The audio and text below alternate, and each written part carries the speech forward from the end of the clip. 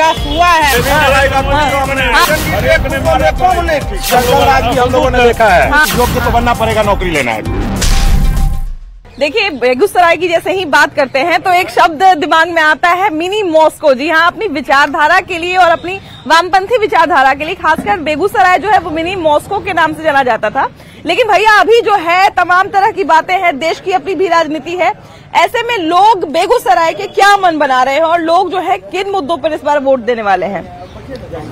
देखिए, मैं कुछ बोलूं उससे कबल न्यूज 18 के सभी सदस्यों के प्रति आभार व्यक्त करता हूं कि इस चिलचिलाती धूप में आप लोगों ने जनता की सुधि लेने का काम कर रहे हैं। तो लोकतंत्र का इतना बड़ा पर्व है भैया, है ना? हाँ, तो इसमें अभी जो है सो माननीय मोदी जी के विचारधारा से हम लोग हैं, उनके कार्य से हम लोग प्रेरित हैं। अच्छा, यहाँ पे देखिए कि जैसे हम बेगूसराय की बात करते हैं ना, तो बेगूसराय में तमाम तरह की चीजें भैया, यहाँ पे लोग स्वतंत्र विचारधारा के लिए जाने जाते हैं ना, वामपंथी विचारधारा के लिए खासकर।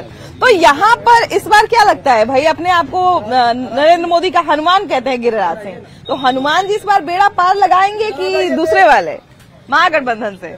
सर, प्रथम तो बात है कि हनुमान और राम, इस देश में भारत में सब हनुमाने हैं, सब रामे हैं। इसलिए कन कन में राम, कन कन में राम है। सबसे पहली बात रोजगार की बात होनी चाहिए। जी जी, बिल्कुल बिल्कुल। शिक्षा की बात होनी चाहिए, स्वास्थ्य की बात होनी चाहिए, जो हर जाति, हर धर्म, हर लोगों के लिए जरूरत है। नरेंद्र मोदी अगर तीसरी बार आए और अभी भी लोकतंत्र को जो है इनसे बहुत नुकसान होगा, संविधान को बहुत नुकसान होगा, इस तरह की बातें भी विपक्ष की तरफ से जो है वो आती है। इसमें कितनी सच्चाई आप लोगों को नजर आती है जनता के तौर पर?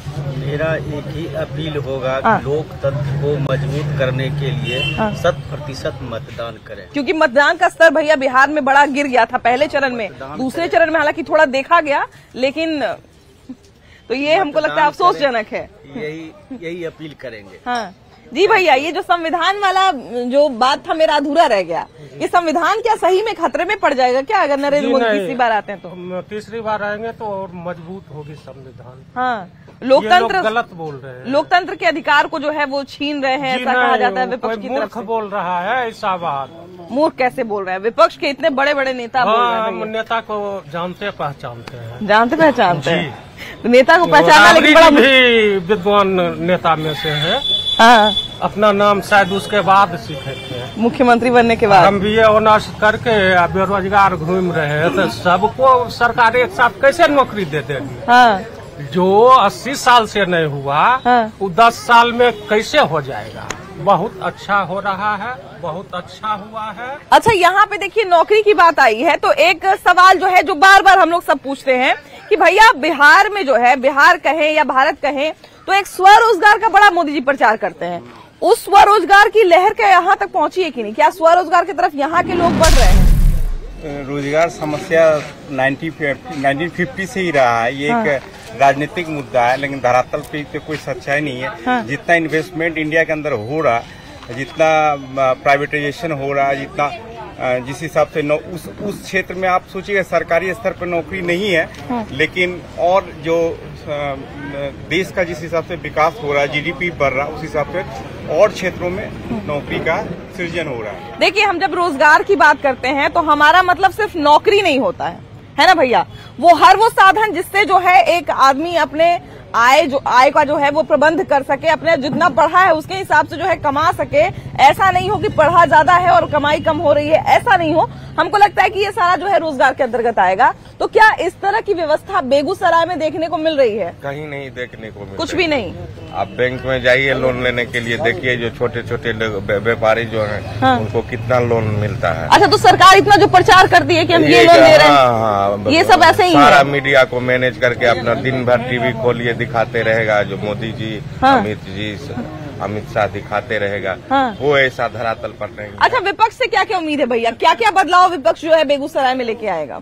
विपक्ष यहाँ आएगा तो ये जो रोजगार की व्यवस्था करेगा। इस बार सुना है कि यहाँ कन्हैया कुमार के साथ भी खेल हो गया।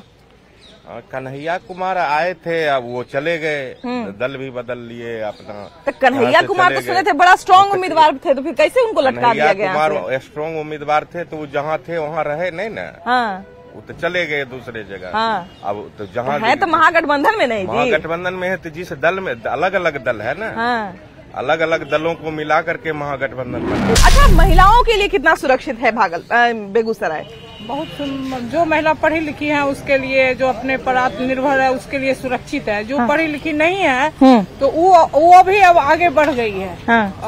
गांव में, समाज में अब आगे आके अपना अपना रोजगार कर रही है। बैंक के थ्रू ही GLG आ गया है, उसके द्वारा रोजगार कर रही है। सुरक्षित है, हम तो बहुत महसूस करते हैं कि काफी सुरक्षित है। अच्छा, देखिए, हम लोग बदलाव की बात कर रहे थे बार बार, और ये चाह रहे थे कि देखे कि कितना बदलाव हुआ है, कितनी चीजें बदली हैं। और खासकर अगर चीजों की बात करें तो भैया 10 साल की पूरी बात करते हैं ना। 10 साल में देश में क्या हुआ, 10 साल में हमारे संसदीय क्षेत्र में क्या हुआ, दोनों चीज देखेंगे, है ना। सिर्फ देश के बदलाव पे भी नहीं जा सकते और सिर्फ संसदीय क्षेत्र के बदलाव पर भी नहीं जा सकते हैं। यहाँ पर 10 साल में कितना कुछ बदला है भैया, और हमारे देश में कितना कुछ बदला है? 10 साल में तो यहाँ तो कुछ विकास वैसा नजर नहीं आ रहा है कि कुछ जनता के लिए कुछ हुआ हो। हाँ। हम आम जनता के नाते तो कुछ वैसा नहीं लग रहा है विकास हुआ। सड़क चौड़ीकरण हुआ है, सड़क पहले नहीं था। बहुत विकास हुआ है, सड़क काफी हम लोग को चौड़ा मिला है। नल जल योजना से काफी लोग प्रभावित हैं। विकास हुआ है, और इस बार मोदी सरकार मोदी सड़क आने के लिए तो कुछ अलग चीज है, लेकिन बेरोजगारी का दशा देख ही रहे देश में क्या हाल है। और जितना बात बोले थे सब झूठे बात निकला। चाहे स्मार्ट सिटी की बात हो जाए, चाहे रोजगार की बात हो जाए, चाहे जो भी है, हर एक चीज जुमला नजर आ रहा है। उनका विकास कहाँ हो पाया? मतलब राख जी, राख खाते हैं। राख खाते मतलब राख नहीं खाते हैं। बगल में NTPC है, थर्मल है, उसके हवा पे टोटल प्रदूषण उसके घर घर में छाए भर गया है। बेगूसराय का कांवड़ झील था, जो कि राष्ट्रीय पैमाने पर है, उसका विकास नहीं हो पा रहा है। गरारा यार्ड का यहाँ जमीन खाली रह गया, विकास नहीं हो पाया। जितना बड़ा हम तोप लाए थे ना, वो खुश हो गया, बेगूसराय निकल नहीं पाया। देखिए, तोप तो ये बम है, bomb, atom bomb. Giriraj Singh atom bomb है, समझे, ब्लास्ट के लिए जाने जाते हैं। ब्लास्ट के लिए जाने जाते हैं। आज बेगूसराय में बता रहा हूँ मैडम, आप पटना से आप आ रही होंगी, पहले भी आप आई होंगी। जब पुल टपी होंगी तो आपको लग रहा होगा ये बेगूसराय। ये बेगूसराय में नरेंद्र मोदी ने श्री बाबू के बाद 70 साल में कांग्रेस ने बेगूसराय को कुछ नहीं दिया, श्री बाबू ने दिया। और उसके बाद अगर कोई दिया तो वो नरेंद्र मोदी ने दिया है। आज 60,000 करोड़ बिहार में कोई जिला बता दीजिए जहाँ 60,000 करोड़ का निवेश हुआ होगा। वो फर्टिलाइजर बंद पड़ा था, आज वो चालू हो गया। NTPC, थर्मल, क्या नहीं दिया बेगूसराय में। 6 लेन पुल बन रहा है, रेल का अलग, सड़क का अलग, फ्लाईओवर, ये चौड़ीकरण सड़क, क्या चाहिए। अच्छा, बिहार में जो है भैया, ये हमेशा बात उठती है कि बिहार में उद्योग धंधे नहीं लग रहे हैं, है ना। हालांकि चलेगा किसी का जी, फ्लाईओवर बनने से पेट चल जाएगा। वो पशुपालन मंत्री थे, वेटनरी कॉलेज खोल देते थे। हम मान लीजिए मवेशियों की इलाज होता, लोग उसमें नौकरियों करता। तो वो सब तो हुआ नहीं। फ्लाईओवर तो ऑल इंडिया में बन रहा है। जी भैया, फ्लाईओवर से कोई फायदा नहीं है। फ्लाईओवर जब तक यहाँ का मेडिकल कॉलेज आए को बार नहीं बना। फ्लाईओवर करें, आप पटना से आ रहे हैं, अगर आप जाम से बिना मुक्ति किए हुए जल्दीबाजी में पहुँच गए बेगूसराय, तो आप धन्यवाद किसको देंगे? मोदी जी को देंगे। ये फ्लाईओवर उनका दिया हुआ है। तो भैया का कहना है कि फ्लाईओवर से आम जनता को कोई फायदा नहीं है। आप रोड पे चलते हैं, रोड अगर अच्छी है तो वो रोड जनता को भाता है। तो नहीं भैया, बहुत में भी बना हुआ है, तो बेगूसराय थोड़ी बना है, पटना में रोड बना है ना। अरे तो हम बेगूसराय की बात कर रहे हैं ना, बेगूसराय का कुछ काम नहीं। हाँ जी भैया, केंद्रीय फ्लाईओवर से क्या आम जनता को कोई फायदा नहीं है? देखिए, विकास फायदा तो है, लेकिन बेसिक फायदा क्या होना चाहिए? भूखे पेट न होए गोपाला। अगर आपको रोटी नहीं मिलती है और आपको हवाई जहाज की बात करें, यहाँ तो लोग रोटी खोज रहा है, लोग रोजगार। भैया, बेगूसराय में रोटी नहीं मिल रही? बेगूसराय में रोटी मिल रही है, लेकिन जो रोड मैप है हम लोगों को जो लगना चाहिए, उस तरह का विकास का मतलब क्या? मोदी जी का नारा था सबका साथ सबका विकास। क्या उस तरीका से हो रहा है? दिल पे हाथ रख के लोग। अच्छा, गिरिराज सिंह से कितने खुश हैं? एको पैसा नहीं, कुछ है लोटा में अपनी जगह वोट 50,000। अच्छा, तो एक बात बताइए, विकल्प नहीं मिल रहा आपको। विकल्प है, गिरिराज सिंह से आप ना खुश हो सकते हैं, लेकिन नरेंद्र मोदी से आप कैसे ना खुश हो सकते हैं? कहाँ हम कुछ इतने को मुद्रा योजना में लोन दे दिए, आज किसको बेरोजगार कहते हैं? बेरोजगार वो है जो बड़ा बड़ा गले में सिक्की लगा के एंड्रॉइड वाला मोबाइल लेके चलते हैं एसी से, वो बेरोजगार कहलाते हैं। बेरोजगार से चलिए, वो बेरोजगार है देश के। बेरोजगार लखा दे रहा है क्या? सबको आप उसी कैटेगरी में डाल दीजिएगा। अच्छा भैया, मेरा एक छोटा सा सवाल है कि नोटा में काहे दबाना चाहते हैं। मान लिया जाए दूसरे उम्मीदवार अब अवधेश कुमार राय है यहाँ से, तो उनको काहे नहीं पसंद कर रहे हैं।